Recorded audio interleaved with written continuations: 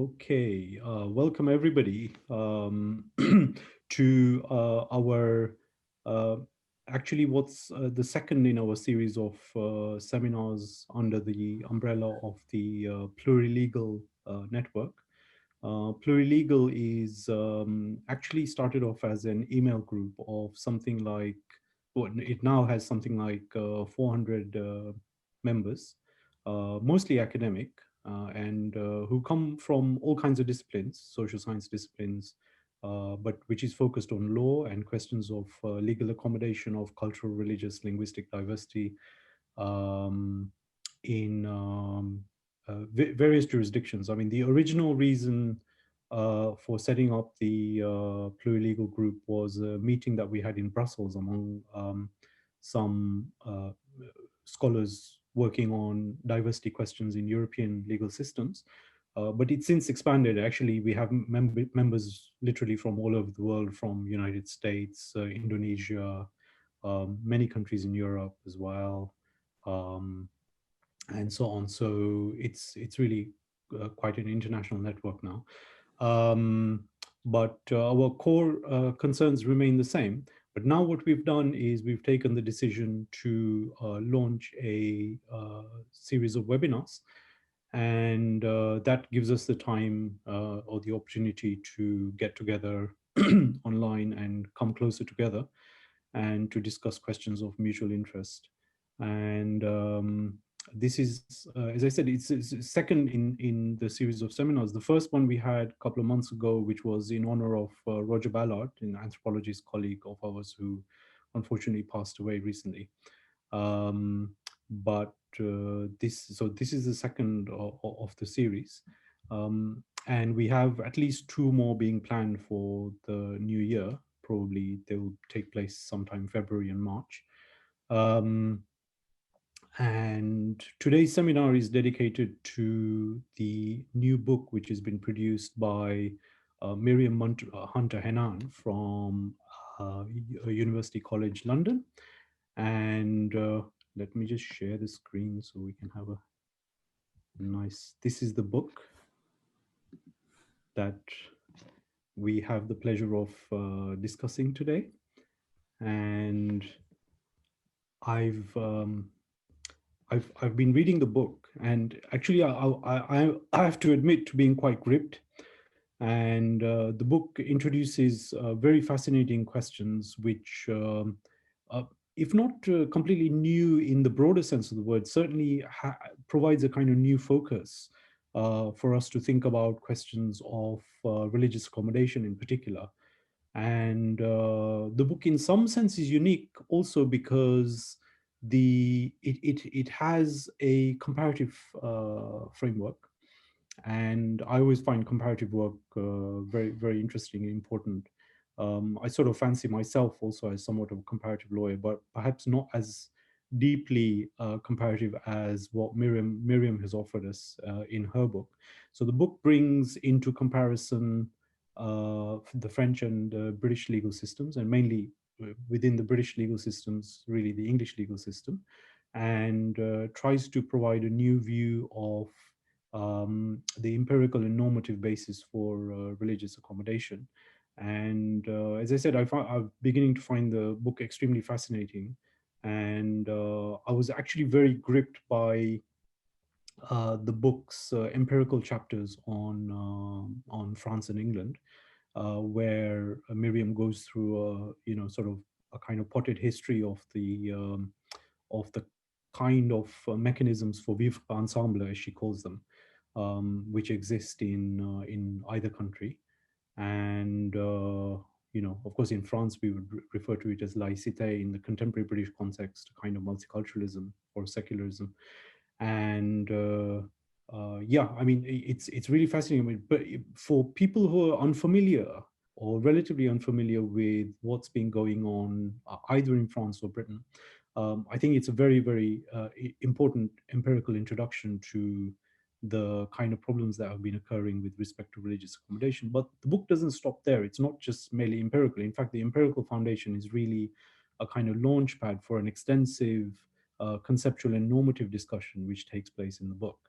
which provides some kind of justification for why religion and religious accommodation is important, and also the way in which that kind of accommodation should be achieved in both legal systems. And in a way, because of the comparative frame, Myriam also tries to provide a common ground for both legal systems to be able to found and justify principles of religious accommodation. So extremely fascinating. I mean, I'm not going to provide an extensive introduction to the book because I feel um, we have allocated the job to our two panelists. The first of our panelists is Anne Fornerod from the CNRS Institute. And the second of our panelists is John Adenitire, who is actually a colleague of mine at Queen Mary University of London. So we're actually quite close to each other. And it appears somehow we share a lot of interests around questions of religion, religious accommodation, and so on. So it's really their job to provide a kind of critical introduction or critical response to the book. And then after each of the speakers has given their take on the book, we'll invite Myriam to provide her response to that kind of critical response. And then at the end, we'll open up the floor for questions. And of course, all of us will try to uh, provide answers to the general questions from the audience or the participants. So if I may I ask Anne to kick us off? Anne is obviously comes from France, and so I don't know how you're going to. Well, I'll hand over to you and see how you're going to focus in your questions or criticisms for Myriam. So over to you, Anne. Thank you very much, Prakash. Thank you for inviting me and thus giving me the opportunity to read Myriam's book. And so, as you just told, I start with a few remarks, overall remarks, and then turn to my main question. My apologies in advance because I mostly read these remarks and in a very personal English, so I'm very sorry. Anyway, your book proves to be doubly topical and timely, at least from a French perspective. And I think, especially of a remark at page 24, I quote, the argument whereby the dichotomous ideology spread by Islamist terrorists ought to be countered by a strengthening of Republican values and the restriction of visible signs in the public sphere feeds the narratives of an insurmountable opposition between the French Vivre Ensemble and religious freedom, especially when applied to Islamic visible signs. It happens that 2 weeks ago, we had a new draft bill on strengthening the Republican principles, but I'll come back to it later on. And more anecdotally, 2 months ago, the publication of a French journal, Le Débat, the debate, that had been published for 40 years, came to an end. And the reason given was that media controversy would have replaced democratic discussion. It shows that nowadays we can but agree with the idea that all elements likely to allow or foster a balanced discussion, respectful of other points of view, are utterly welcome. And it is also more important to hear optimistic voices based on an in-depth and sound analysis. And hence, with this book, you invite us to take a step back and look at the role of religious freedom in a democratic society, but also more broadly at the place of religion in such a society. Briefly about the methodology, I found interesting and convincing the combining of a pragmatic approach through testing in the workplace as the elements of the democracy deepening process and a certain theoretical ambition. And you easily go from the theoretical basis to a detailed analysis of court cases, for example. And there is this approach which consists in relying on two national contexts, but without thinking to compare them in the classical and strict sense of the term. You skillfully take advantage of their irreducible differences. And this allows you to include in your demonstration some points that do not necessarily relate to this two national context. And I am thinking here of US cases, or in the first place, the Court of Justice of the European Union's rulings. Still about this comparative approach, I would like to underline how pleasant it was to read such a correct and balanced analysis of the French context. It was almost a relief, not to fall into the usual cliché and misconceptions on the topic. You rightly remind what we owe to the revolutionary period as far as our conception of religion is concerned, or how in recent times, I quote, for fear of Islam, laicity has reverted towards militant streaks. And page 23, in France, the principle of laicité, whose roots and complex history I will retrace, is more and more frequently used as a tool to push for the assimilation of religious and especially Muslim minorities into a republican mold. And it is true that, and it's a critical point for understanding the French situation, for over 15 years now, speaking of laicité in France has been regularly like a red rag to a bull, in that it is a way of hiding or concealing more serious issues, and above all, the failure of public authorities to cope with social and economical challenges. And no change can be seen in the recent draft bill strengthening the principles of the Republic, intending to struggle against Islamic radicalism and separatism.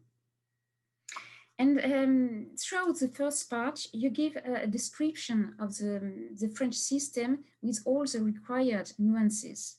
I will take as an example the issue of public funding.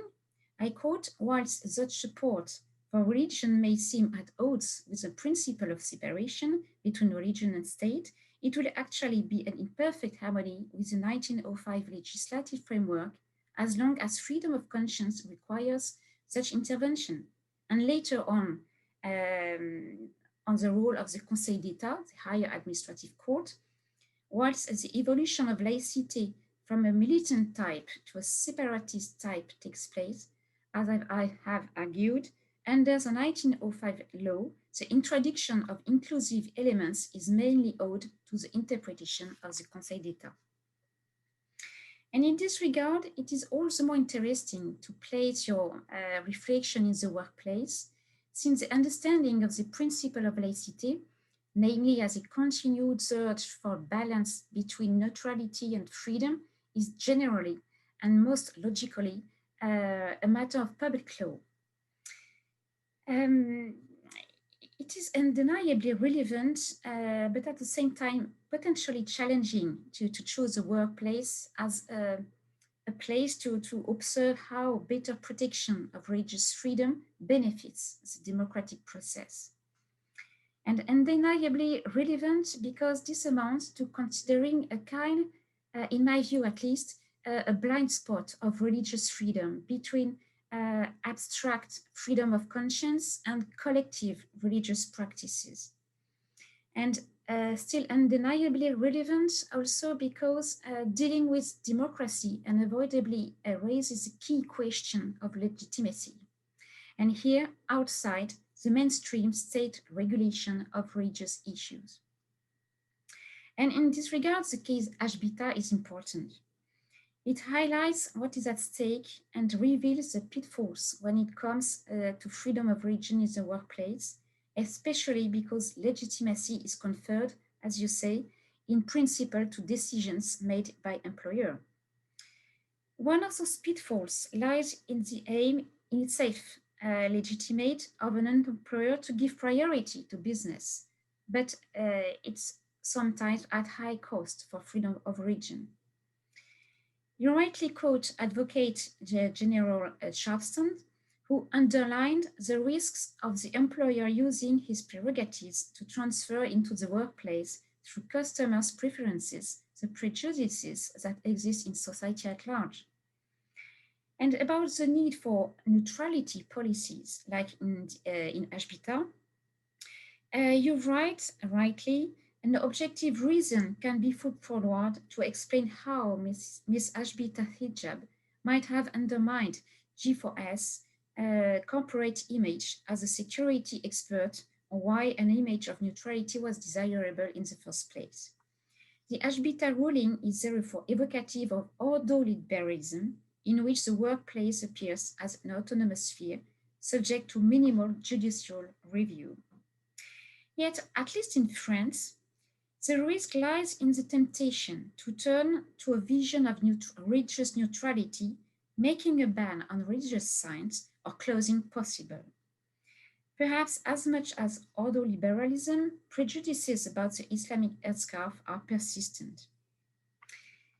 Choosing the workplace as a place to observe how better protection of religious freedom benefits the democratic process is, in addition, potentially challenging.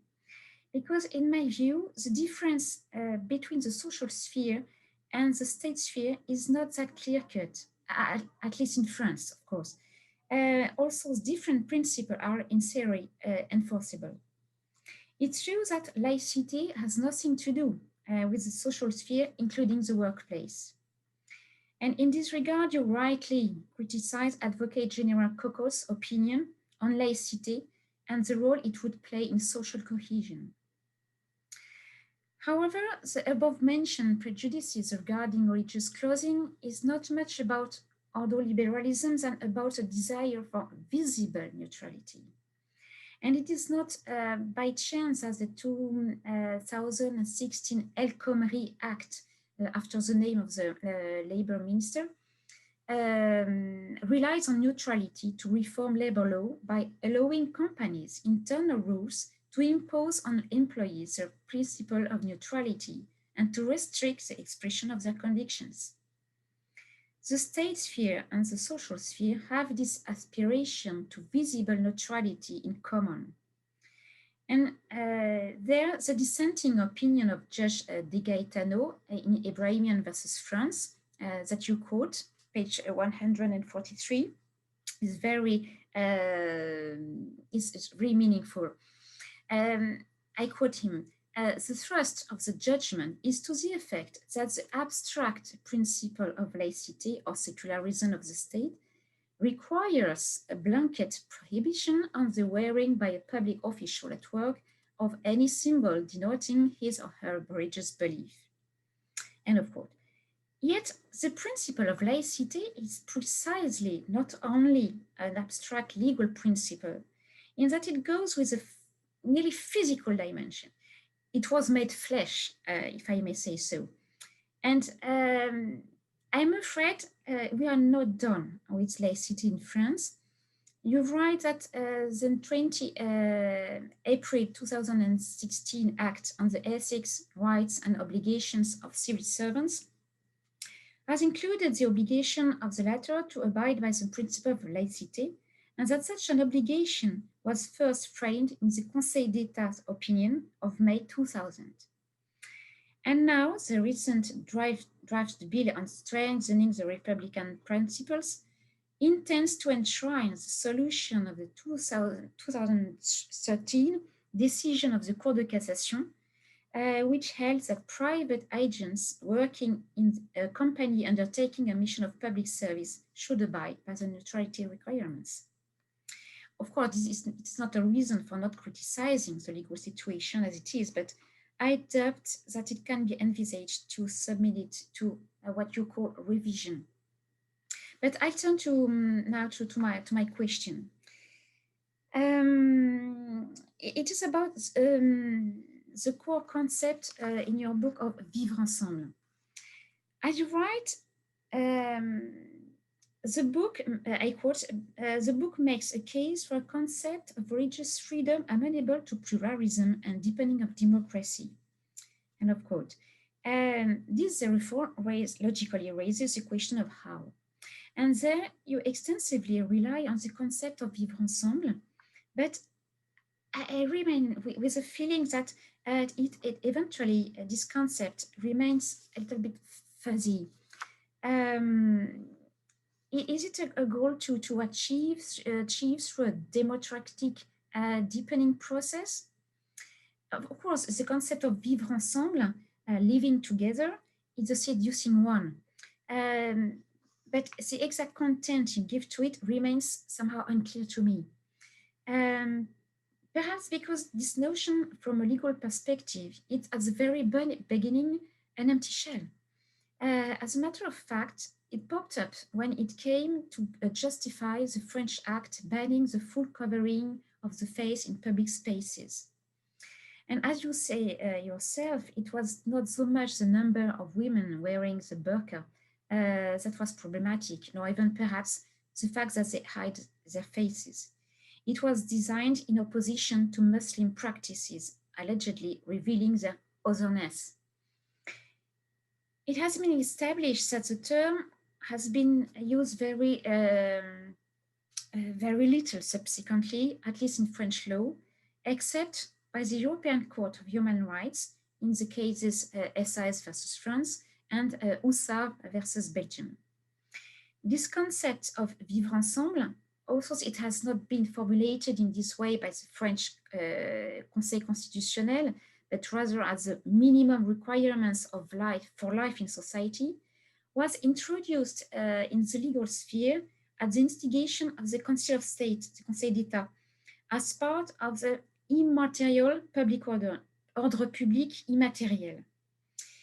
And this concept was introduced to be opposed to freedom of religion, as it is traditionally the case with material public order. And hence, I find it a little difficult to grasp how the same concept could allow or foster the exercise of freedom of religion. And also, it is highly desirable. I find it difficult to reverse the logic as it is traditionally the case with,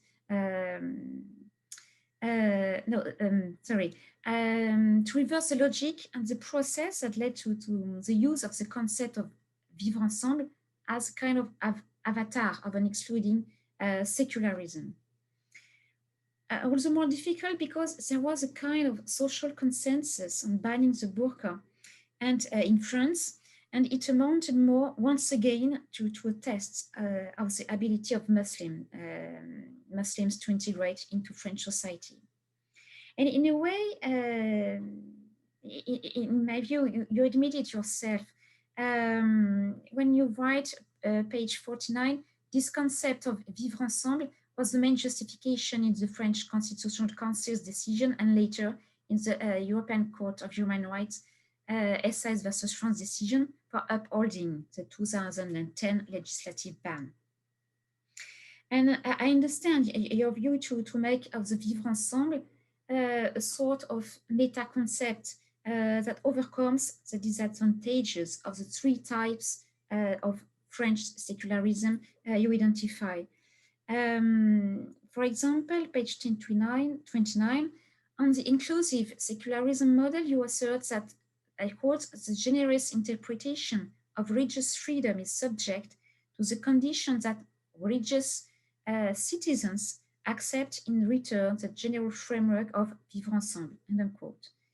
The problem is that for the time being, at least, the current meaning of vivre ensemble is more keen to the first type of secularism, as the actual underlying value of this concept is assimilationist state ideology.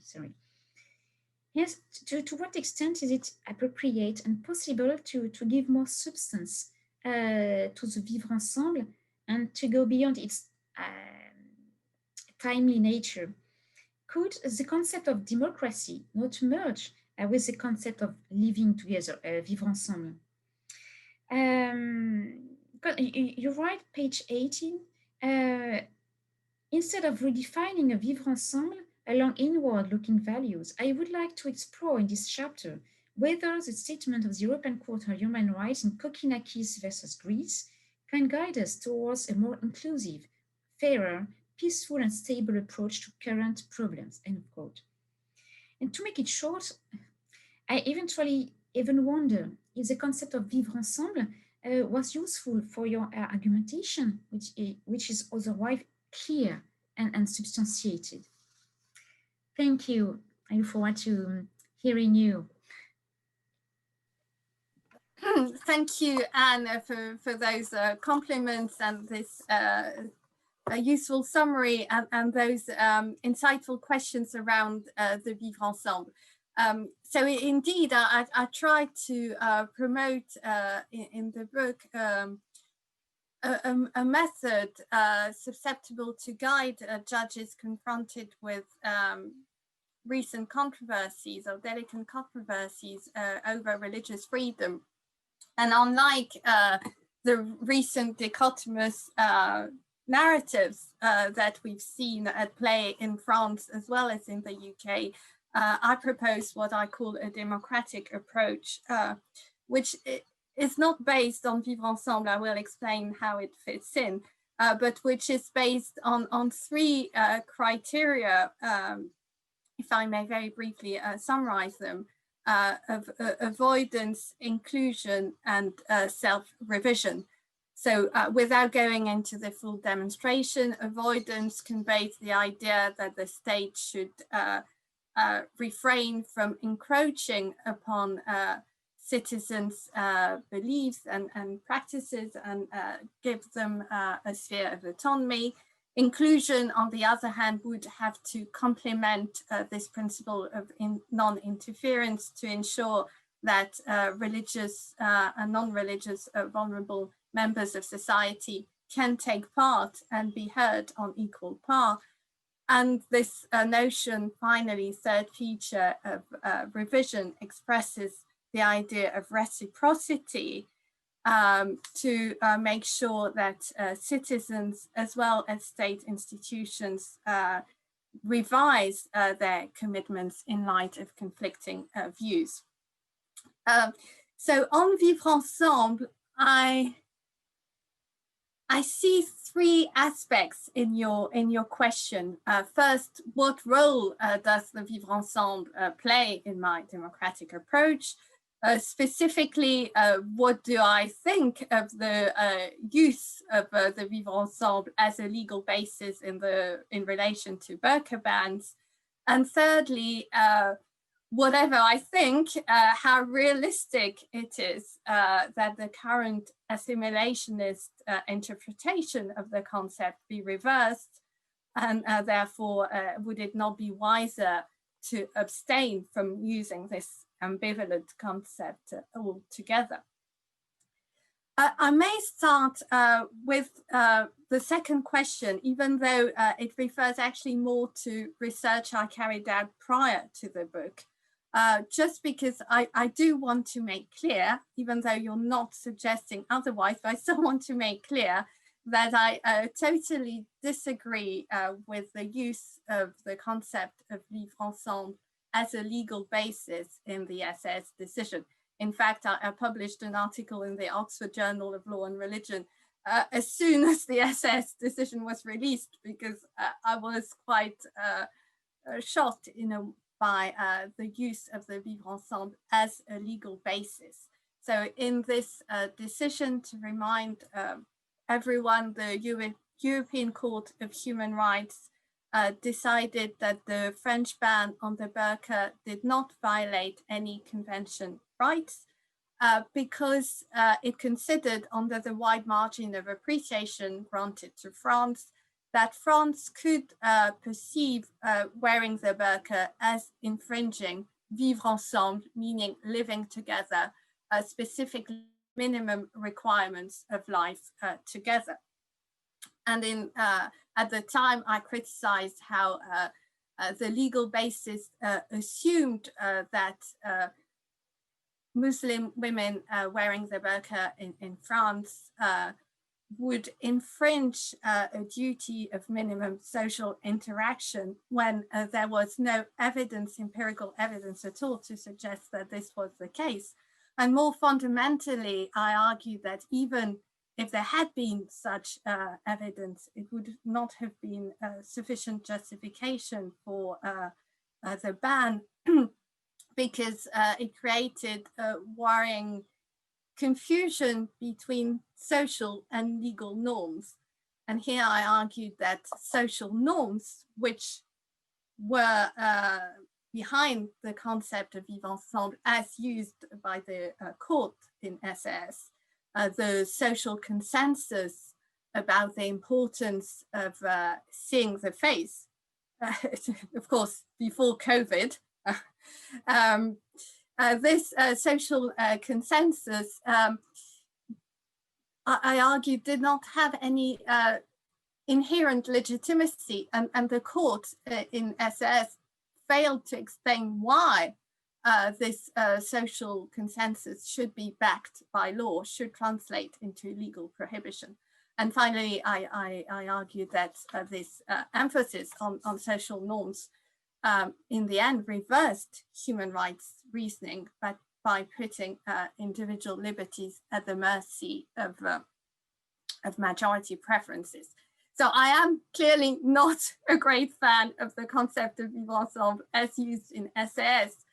And I would say that the democratic approach I propose only reinforced my objections.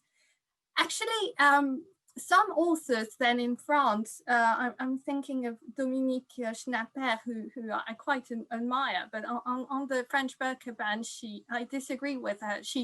She argued that the burqa ban was not about social consensus, but about democracy, because she argued that actually having one's face visible was a way of increasing deliberativeness, which is also my aim, one of my aims in the book, because she doesn't argue that there would be a duty to interact at all times with fellow citizens, but she says that there would be a duty to remain open to that possibility.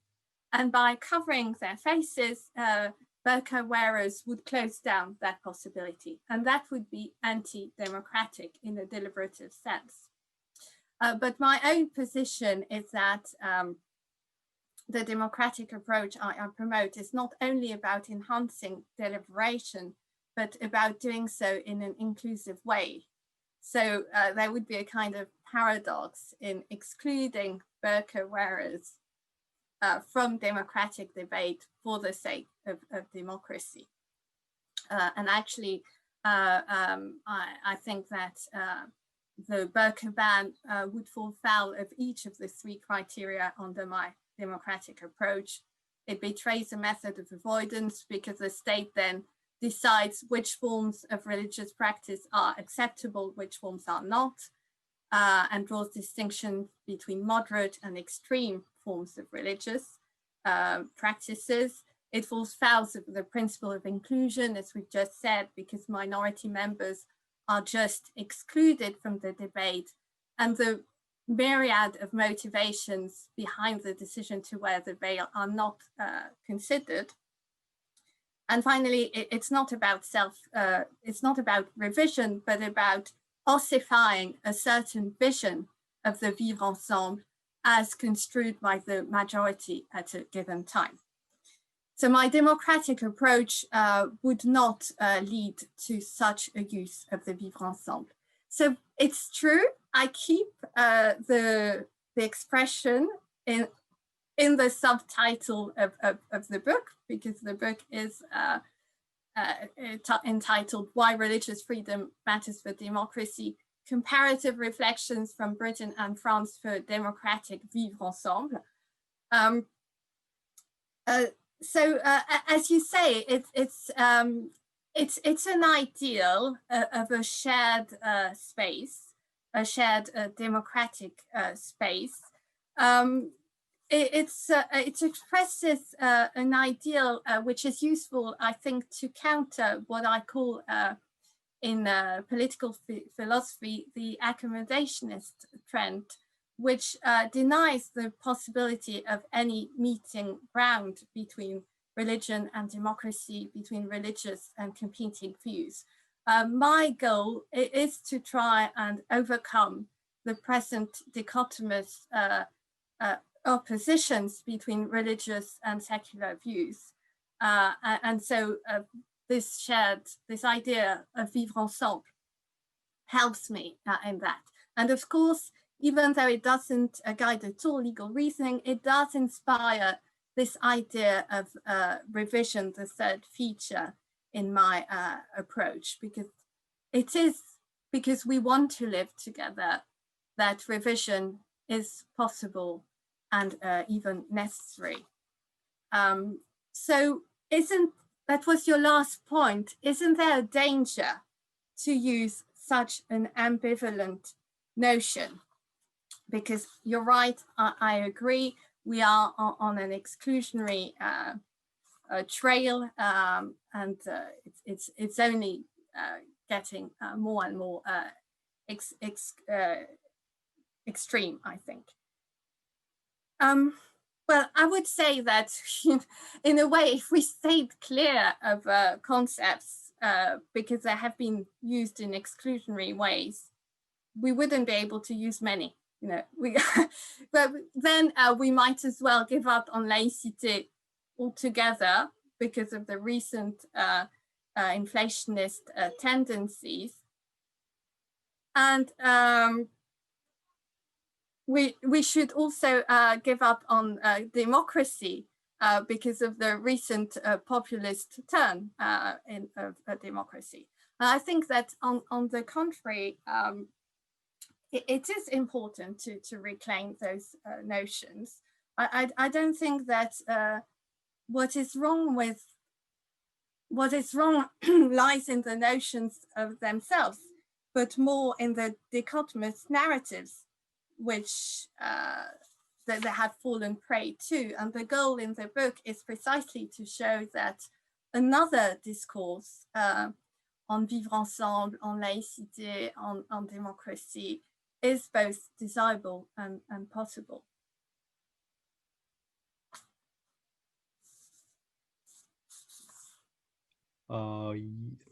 Thank you both to Anne and Myriam. I don't know, Anne, if do you want to come back on any point before we move on to John's take? No, thank you. It's much clearer. Thank you very much, Myriam.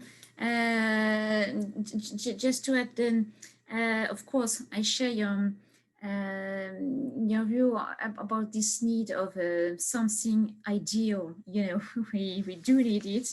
Especially nowadays, yeah, of course. No, it just I've had the feeling that perhaps it was not that necessary to resort to vivre ensemble, or at least it would have been perhaps desirable to state it more clearly at the very beginning of your book, but it's really detailed. Because, okay, thank you for answering. Okay, thank you to both. John, could we move on to listen to you and your kind of critical response to Myriam's book? Of course, yes. So thank you, Prakash, for organizing this, and thank you, Anne, for your words, and most thanks, I suppose, to Myriam for writing this book. A book that I enjoyed reading, and an ambitious book in many respects. One is methodological in the sense that it employs different methods: social, legal, comparative, doctrinal, and theoretical. Right. So I think that ambition is to be celebrated. So we celebrate you, Myriam, today. So I will, because I'm less ambitious than you, I will just focus on one of your aspects, one of your claims, right?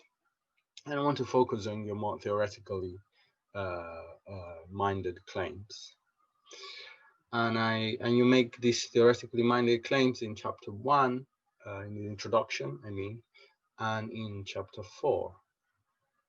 And so I want to take you a bit to task in a friendly way on the nature and value of religion in your account. So I think on the stride of your ambition, you're trying to clear a new path in the literature on the nature and value of religion in law. So you want to distinguish your democratic approach from two existing and well-established approaches in the literature. One is what you call the accommodationist view, and this is an approach to religious claims for accommodations that tend almost invariably to privilege religious claims for accommodation or for exemptions. And this is on the basis that religion is kind of special, yes, and that we should give priority to religious claims as much as feasible, with some limits. And so you refer to McConnell, who is a US scholar, but there are other US and beyond US scholars that take this view.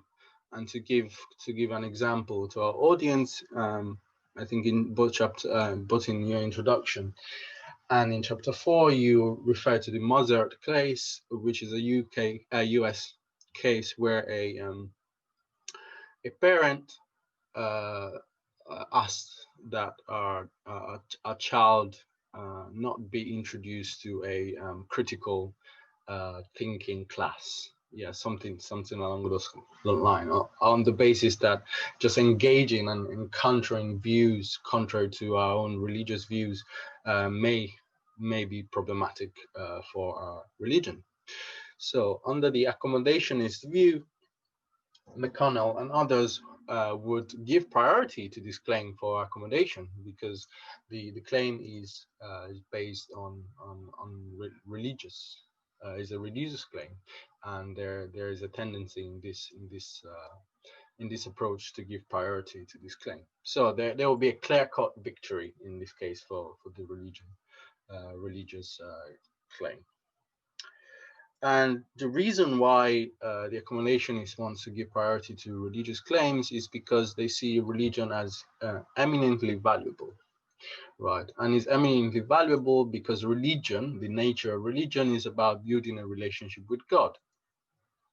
And of course, this relationship is eminently valuable, and so it gives priority to these kinds of claims compared to other secular claims. Yes, so it is the value of religion and the nature of religion are subsumed under this divine relationship, right? Trying to build a community that is, or a relationship between individual and communities and God, at least in McConnell's account and other US accounts like Kathleen Brady, who wrote a very interesting book not too long ago.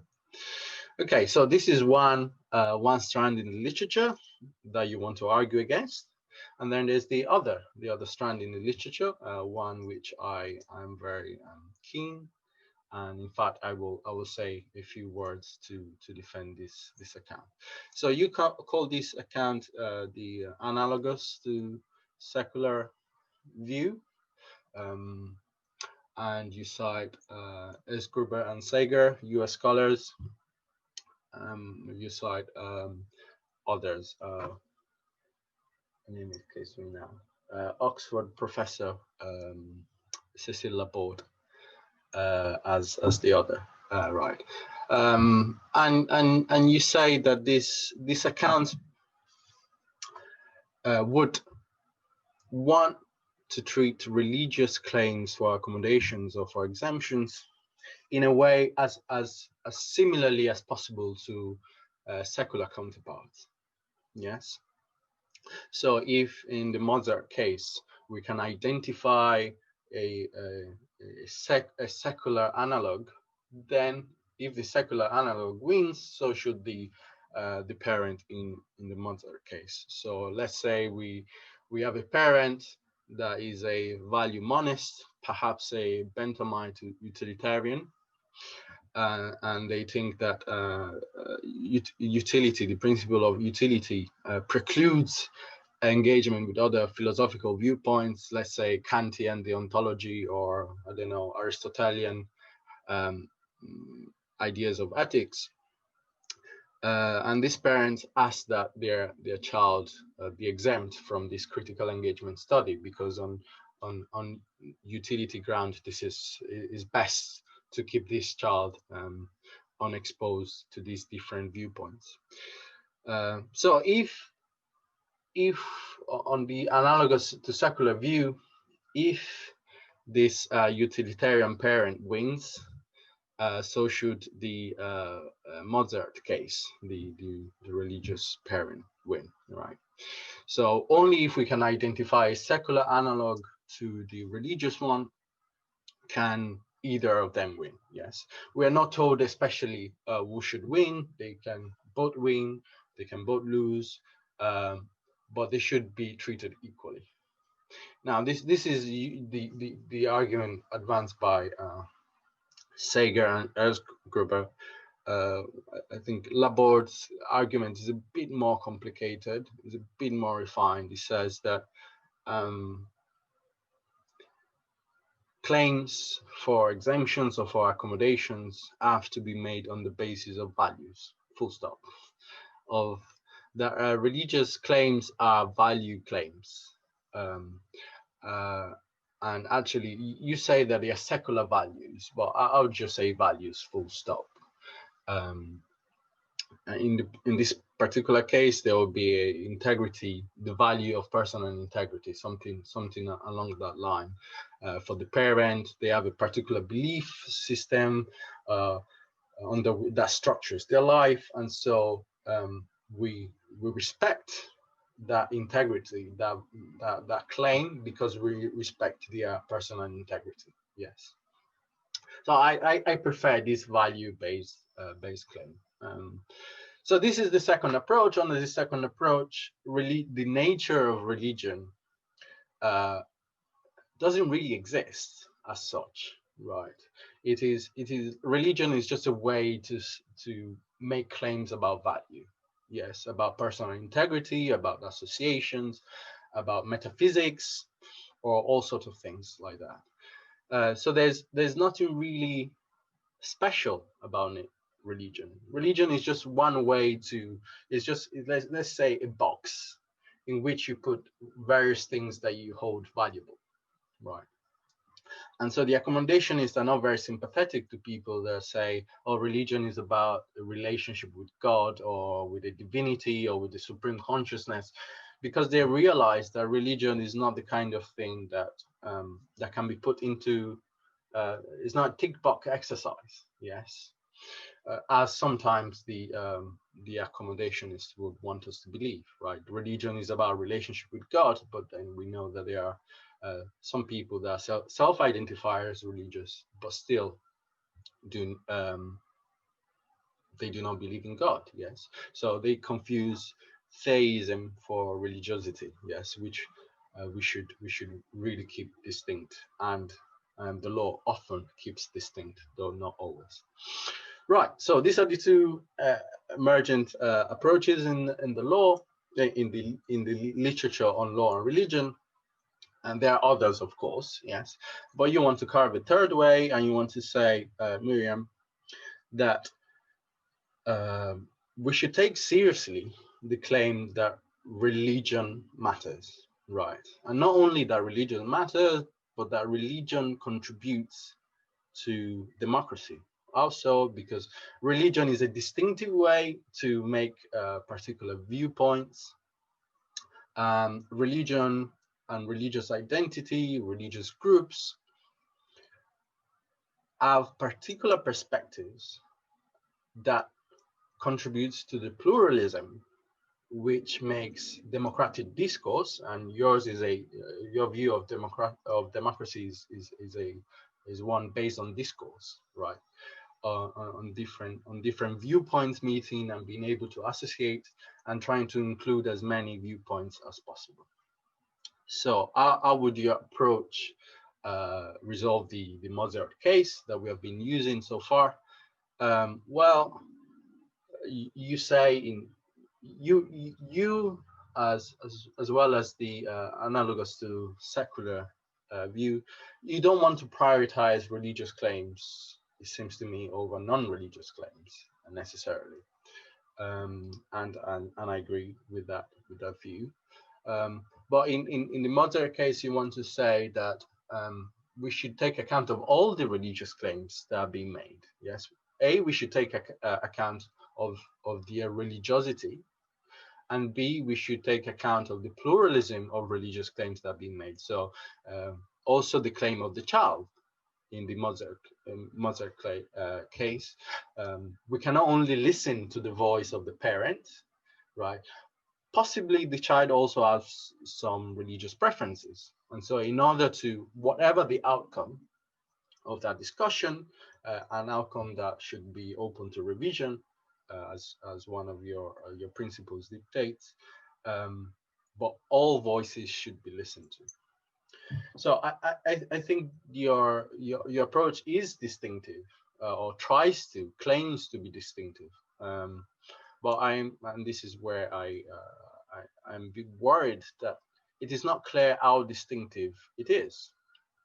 Especially, it's not clear that it is distinctive or fundamentally distinct from the secular, from the analogous to secular viewpoint. Why so?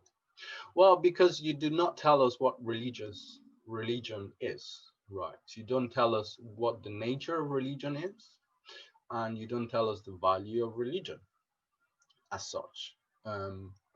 So how do we know that religion and religious freedom can contribute to democracy if we cannot answer, or you do not provide an answer to the conceptually prior question, what is religion?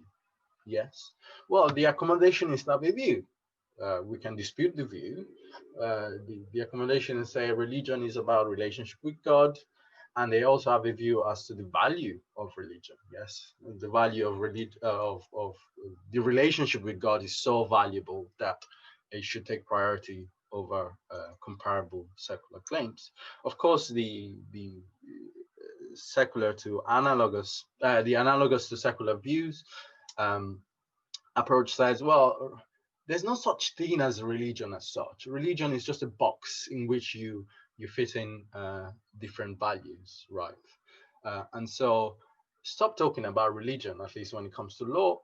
Talk about these values directly. Religion is just a way in which it's just a label we use for convenience, right? But you don't address that question. So and in fact, I don't think that there's any good other answer other than religion is a way, it's just a box where people put values.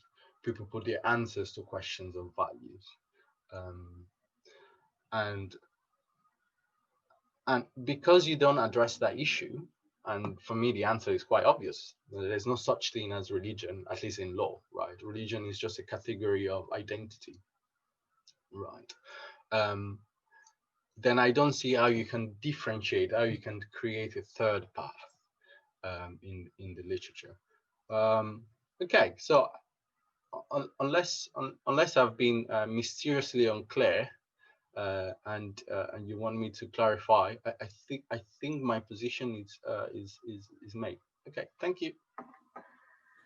Thank you, John. No, you have been very clear. Thank you for this summary of the core chapter, well, the one in which I put forward my democratic approach in light of political philosophy debates. And you're right, I try to steer a third way, probably a middle way, between what I see as two opposite positions, and you have summarized them very well. So I won't repeat myself and go directly to your question. which is how much really do I grant any special status to to and your impression is that I don't actually give any specialness to religious or religion or religious freedom, and therefore I'm not as distant to the analogous to secular view as I claim to be. Well, I think the question is really phrased in analogous to secular terms, and I think my objection in a large part to the analogous to secular view lies in this very way of framing the question. But let me first try to answer on those terms before turning to my objections to this way of looking at the problem. On those terms, I agree that I share the analogous to secular critique of the accommodationist position. I do not grant any higher protection to religious freedom or religious interests because of a relationship with God. So it's not conceptually or ethically because of a stronger status of religion that I insist on the importance of religious freedom for legal reasoning. So in that sense, I am closer to the analogous to secular view. But analogous to secular authors go much further, they go a step further. So they don't only deny that religious freedom should be given a higher protection, they don't only consider that secular courts should not systematically defer to religious requests, they consider that religious freedom can only be protected indirectly, either because there is a secular analogous interest, Eisgruber and Sager, or because even if there's no analogy with a secular interest, at least there are underlying secular interests. And so it's never for the sake of the religious claim itself, but for underlying secular interests, if they are worthy of protection, that religious freedom is protected under the analogous to secular view. And this is, I find, quite reductive. Conceptually, the argument that supports this view of secular authors, analogous to secular authors, is that it would bring fairness. So this indirect protection of religious freedom would be fairer because then the state would not, would respect its duty of impartiality towards individual conceptions of the good by not singling out religion. So it would treat religious citizens and non-religious citizens more equally. That's the position of analogous to secular authors. I object to that position. I consider that for a religious citizen to characterize her wish to wear a headscarf at work, let's say, as a liberty or integrity commitment is distortive. It will fail to capture the religious motivation behind her decision. To tell a religious citizen that it's just a box is frankly very reductive. And the issue is not that it has a distortive effect only. It's not only that, because to some extent, legal reasoning, legal concepts will always have a distortive effect on how individuals perceive themselves. But the issue is really that this distortive effect will affect religious citizens much more greatly. So the conceptual argument that the analogous to secular view would be fairer, I think, is undermined, because actually by removing religious interests from the equation, it is very dismissive of religious commitments and unfair towards religious citizens. But as I said earlier, I also have a deeper objection to the very framing of the question as one revolving around whether religion and religious freedom is special or not.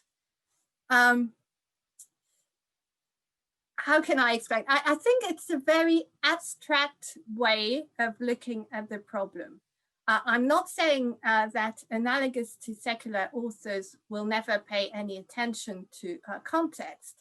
And as you mentioned, Cécile Laborde's view is quite refined, and each of her chapters sort of analyze different typical instances and looks at possible variant in situations in order to justify different outcomes of her imagined scenarios. So she is attentive to context in that sense. But the meta question as to what religious freedom means for law is still conceived in a very abstract way as revolving around this duty of impartiality of the state. The whole richness of religious freedom, the whole importance of religious freedom for the way that law has positioned itself, how we understand law, democracy, pluralism is hidden. And I think that in our populist times, where religion fuels dichotomous narratives, it is, on the contrary, important to be made aware of that underlying complexity of law, especially of the complexity of the relationships between law and religion. And that's why I felt that it was also necessary to have to anchor my demonstration into a cross-disciplinary historical sociological analysis of two national stories to show that religious freedom carries this weight, carries this significance. So it's not just a question of whether you're pro-Dworkin or what, it has this importance. So you touch on religion as personal identity. Well, I think that also distinguishes religion and religious freedom to other markers of personal identity. Other markers of personal identity won't have this huge historical context behind them. I don't know if I've answered your question correctly. Maybe John, you might want to come back in just to kind of feedback on the feedback. Yeah, absolutely. Well, whether you have answered the question correctly is not for me to say. I can only put forward my own preferred solution. So I grant that religion is historically complex. Yes, that is socially complex, and it's great that through your book, a lot of that complexity in the jurisdictions that you analyze comes out. Yes, but it's one thing to have a complex concept like religion, and is another thing for that complex concept to be absorbed in law, right? To be used in law. So the analogous to secular view, which just for convenience, I'm just gonna call the abolitionist view, right? abolitionists because they seek to well, maybe not the authors that I've been talking about, but definitely me. They seek to abolish religion as a legal category, right? They do not seek to abolish religion as a social, historical, personal category. They say that once we encapsulate, once we enshrine religion in law, there are things that we lose. Right.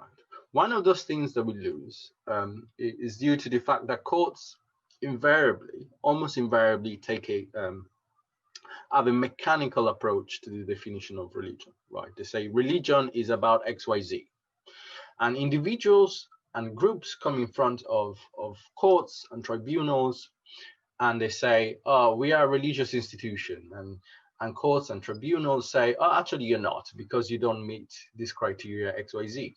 Right. Some work I'm interested in doing is on the Charity Commission and its recognition of institutions as religious charities or not. Right. And there are several cases where these individuals and groups come in front of the commission and say, "Look, we are really religious. We believe in XYZ. We do this. We do that." And the answer by the commission is actually no, you're not religious enough, because you don't look enough like Christianity, or you don't look enough like Buddhism, or you don't look enough like Islam, or whatever conventional religion there is.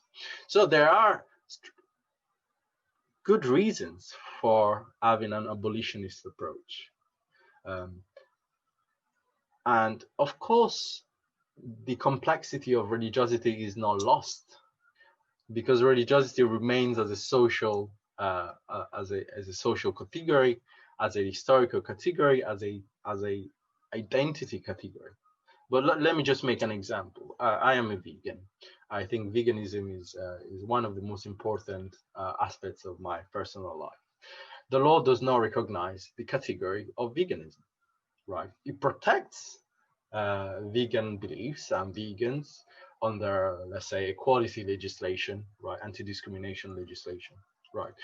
But I suffer no loss of self-respect because the law does not use the category of veganism, or because the law subsumes the category of veganism under beliefs, philosophical beliefs under the Equality Act, right? So similarly with religion, now you could be the law does not recognize the legal category of Catholicism necessarily, right? It may recognize in England Anglican, the Church of England, right? But it doesn't recognize many specific forms of religiosity, right? It subsumes them within a wider category. And so the abolitionists, and I'm finishing because I'm taken away with passion. The abolitionists just make this same point. They say, look, religion is complex, possibly maybe even more complex than veganism and other philosophical beliefs. We abolish it from the law not to undermine its complexity. Actually, it is the other way around, to show that the law cannot capture its complexity. And so we should not, and there is no loss, and actually there's just gain if we do not try to reproduce that complexity in law. Okay, I think I've said more than I should have. Yes, I don't know if you want me to jump in, Prakash, or do you want to, shall we open up? It's up, let me know. Yeah, please jump in, Myriam, for just if you want to have a sort of opportunity to immediately respond. So just a quick response, but I'm sure that everyone in the audience would probably have a view. So my quick response is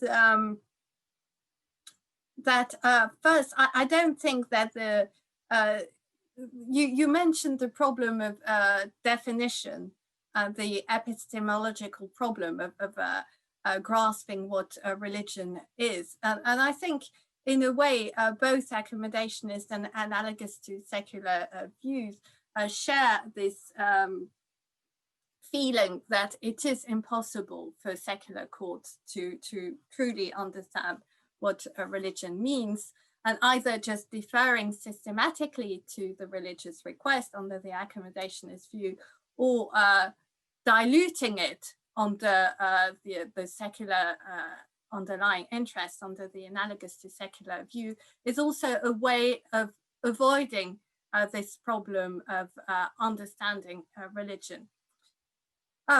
I avoid the problem by just leaving the definition, which is actually in compliance to what courts now do, leaving the definition to the individual applicant.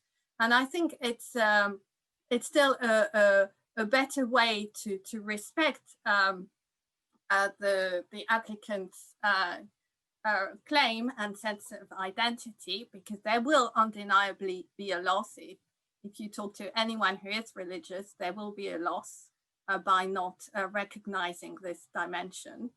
But also, when you say there's no loss, even were there no loss, should there be no loss for the individual, which I refute, there would be a loss, that's my point, for democracy and society as a whole. Because my point is that by relegating religious freedom and religion and religious argument to a sociological question that do not have any open acknowledgement in law, we are losing something for legal reasoning. We are losing something for public debate. So there is a loss, and there's a loss for non-religious citizens as well. Yeah, thank you both, John and Myriam. That's actually a fascinating area which both of you are sort of kind of digging further into, and I've no doubt that other people will have views on that, but I don't want to anticipate what questions others will have. I don't see any questions in the chat box. I don't know if people, Ian's got his hand raised up. Please go ahead, Ian.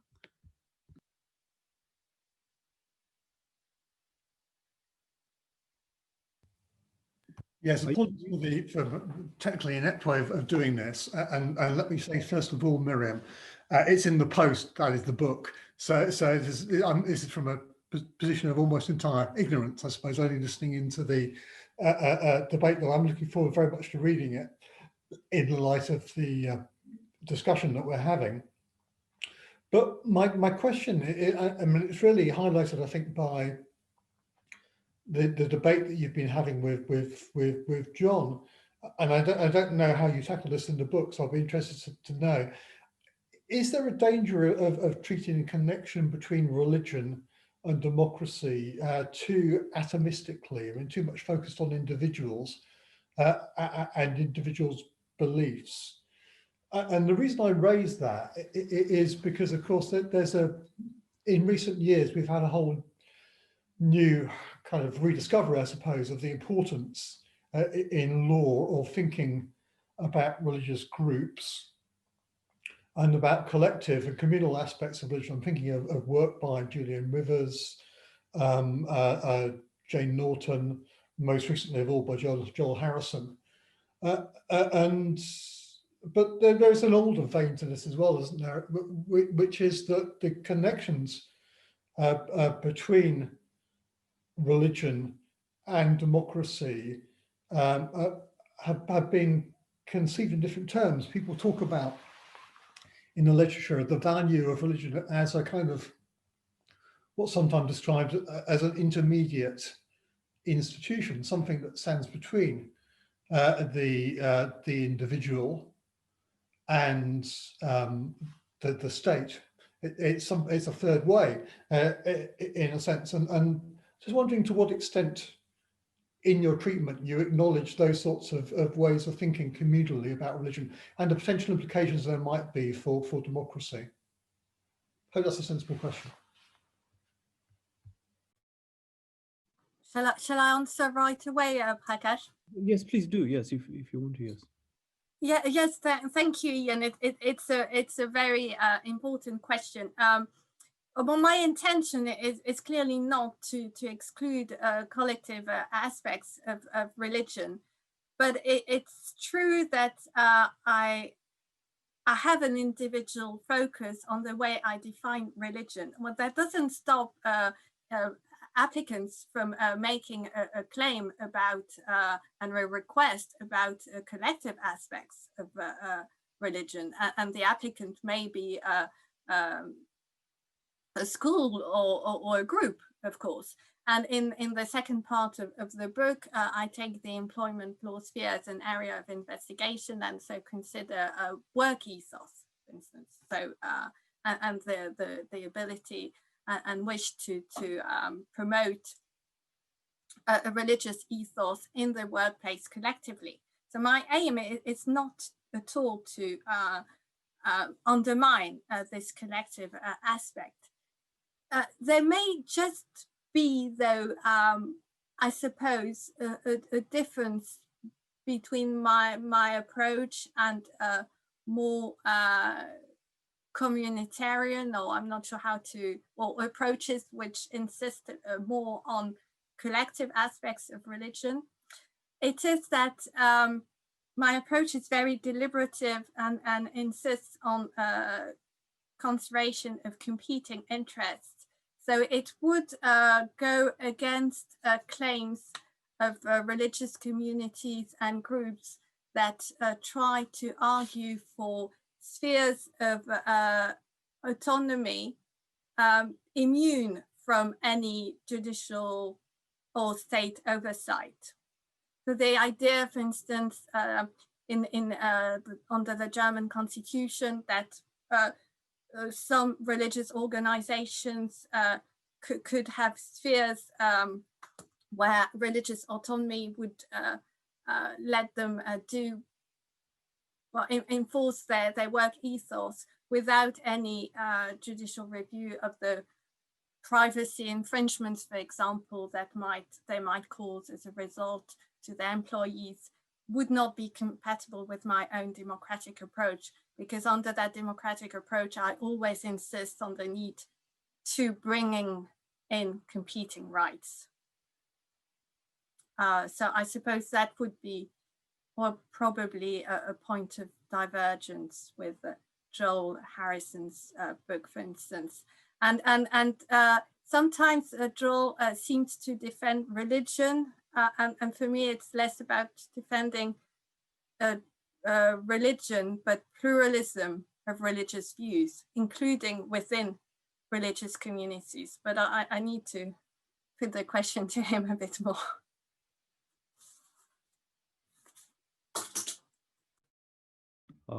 Ratnaji has a question.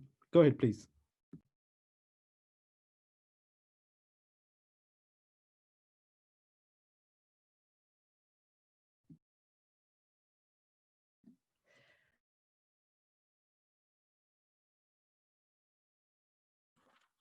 I think you're muted. Yeah. Going back to mute. Don't know why. Okay. I haven't read your book because I only heard about it yesterday and about this event. So I'm delighted to be here. So please, I apologize in advance if I'm asking you a question that seems to be outside the remit of your book or doesn't address what you're actually, the argument you're making. So mine is based on the discussion I've heard so far. And it's also to learn a bit more. And that is that, yes, I mean, apart from this idea that maybe, you know, we need to complicate more our idea of what is religion, it does seem to me that the European Court is engaged in theological reasoning very often in terms of deciding what constitutes practice and what constitutes essential belief, or, you know, sort of constitutes a philosophical position of particular religions. But the second side, the other side of this, the flip side of this, which I'm curious about, is the extent to which maybe you have interrogated the idea of secularism. Or is that the meaning just assumed here? You make a distinction between those who are religious and those who are non-religious. I'm concerned about the courts here, especially in the SAS decision where, you know, Vivre Ensemble obviously was used in a way that does seem to advance a religious majoritarianism under the guise of secularism. And I see that happening more and more increasingly in liberal democratic states that are built on so-called secular ideals. And I think this is epitomized or made very obvious when we think about the Lao Tzu case as well, you know, where everyone was really in quite a kerfuffle about the decision around the cross. So I'm just interested in whether or not secularism and unpacking that features in your book, or is it just an assumption there? Thank you. Great question. Yes, no, I use the first two chapters to unpack the meanings of secularism in light of, not in the abstract, but in light of two national stories, so the French and the English. So that's where I sort of really examine across the centuries the different ways in which secularism, both in England and in France, have manifested itself. And it's not purely descriptive. I actually make a normative argument and try to promote an ideal form of inclusive, what I call an inclusive secularism, under a label I borrow from someone else, Dieter Grimm, which is a secularism that would promote religious freedom and expect the state to intervene to promote religious freedom. So one which is respectful of religious diversity, but also values religious freedom for society.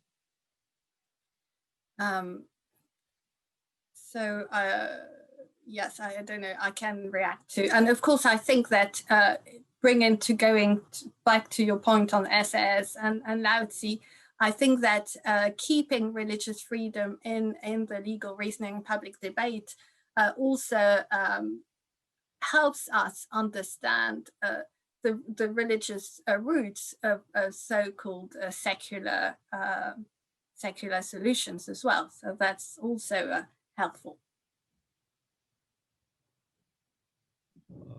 Ratnaji, did you ever come back?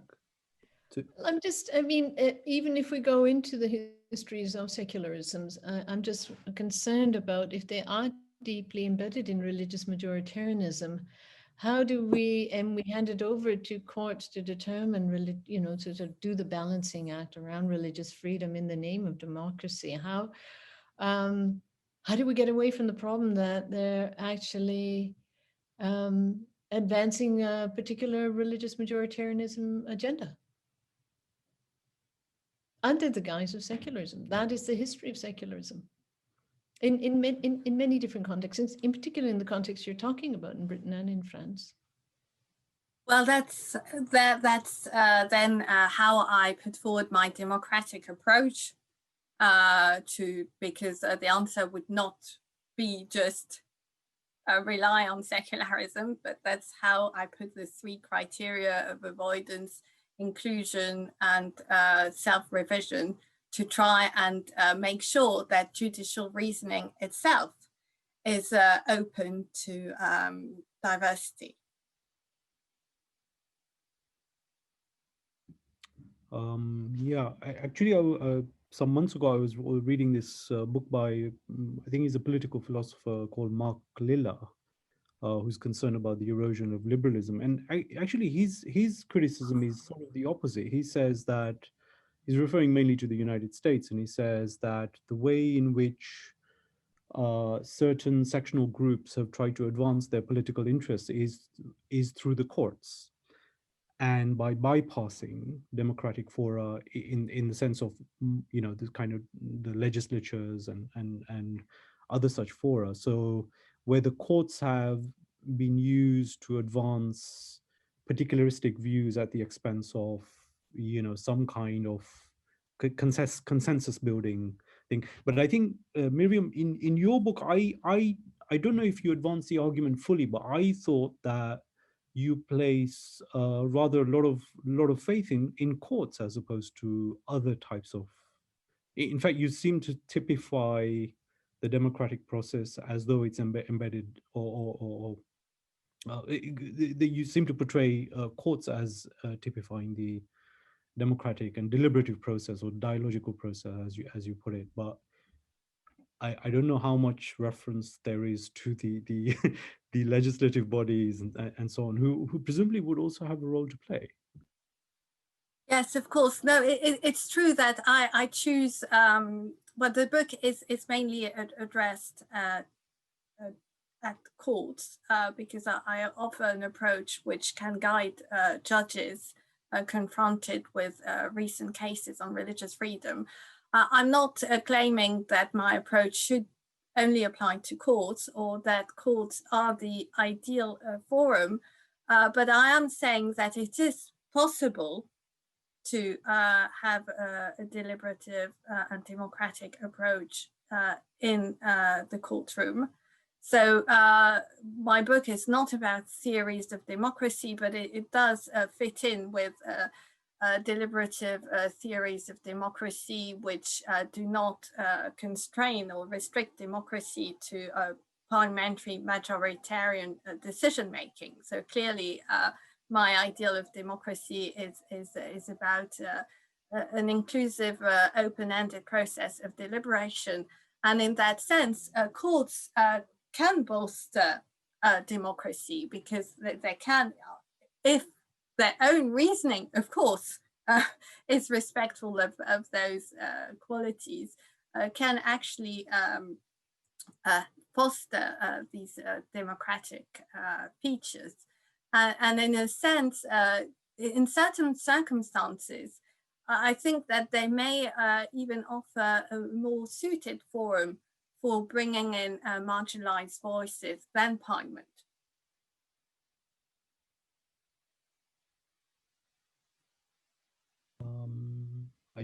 Do I see any? Oh, yes. Jim, do you want to come in?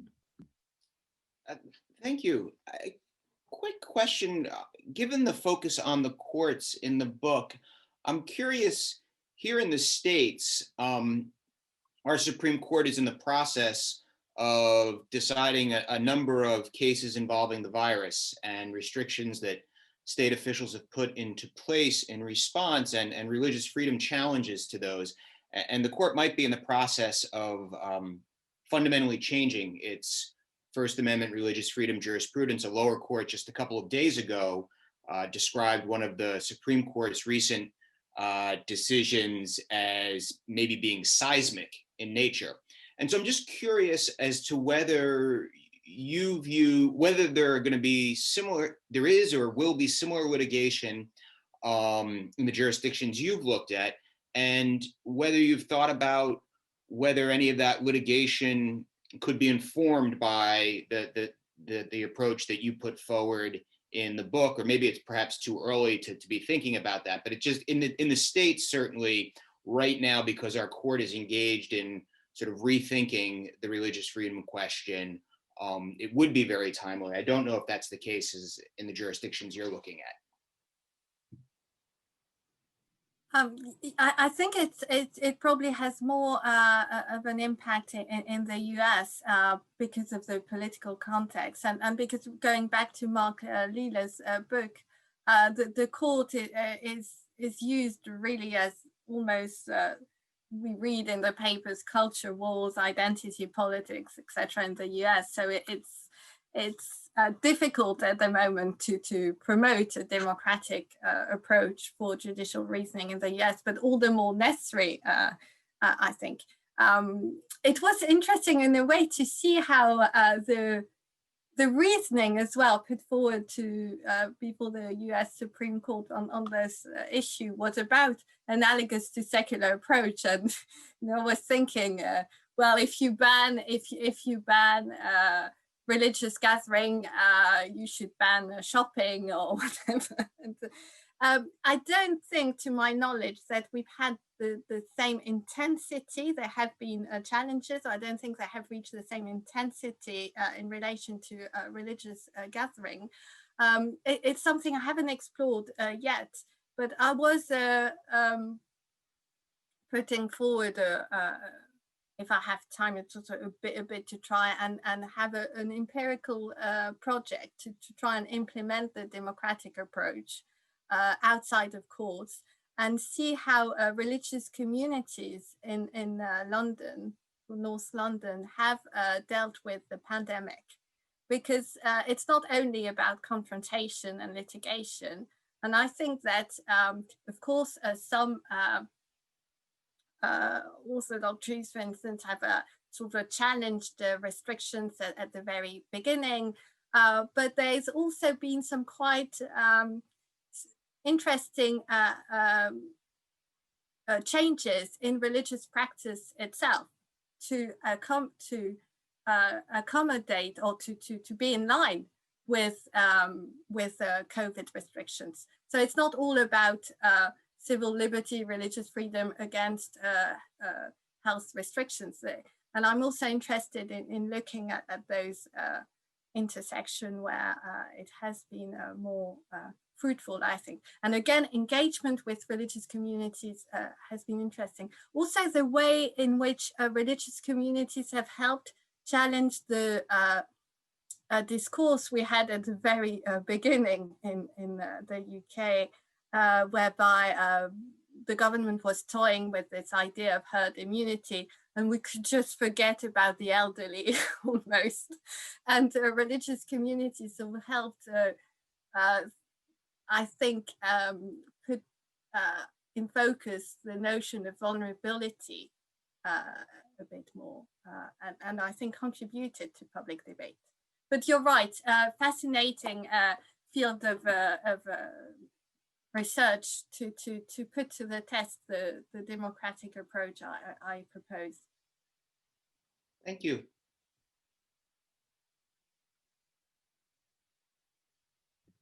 Probably it's time to adjourn the present discussion for the moment. And for those of you who are not around earlier when we made the introduction, the seminar is obviously taking place under this email group network umbrella known as Plurilegal. It's a second in the series, and what we're hoping to do is not stop here. We're gonna continue the discussion with other participants, other books as well. And discussions are currently taking place about the possibility of having 2 further book seminars or webinars in the new year. So please watch the space. If you're not sure about how to join the Plurilegal network, please send me an email with a simple request and I'll add you on. I'm also the moderator. And for the moment, let me thank first and foremost our panelists, Anne and John. Thank you very much for being such good sports and taking the time to give rather detailed feedback on Myriam's extremely interesting book, about which we're, I think, going to talk much more and for longer than we've done this afternoon. Myriam, also to you, thank you not only for writing the book, having it published, but also being a good sport and fielding questions, which were actually, I thought were quite interesting. And I hope it sort of allowed all of us to kind of enable us to sharpen our own ideas and questions about the issues. And there are now comments coming into the chat. Thank you very much for Professor Toniati for joining us as well from Italy. Hello to you. And yeah, it just sort of remains for me to say thanks to everybody else. And as I say, watch the space. We'll be having more engagements, more webinars, and more discussions. So take care, everybody, and have a great festive season, Christmas, Xmas, whatever you're celebrating. Thank you very much. Thank you. Thank you so much. Bye. Bye. Thank you. Bye. And congratulations again, Myriam. Merci encore. Merci. Yeah, many congratulations. Thank you. See you soon then. Thank you.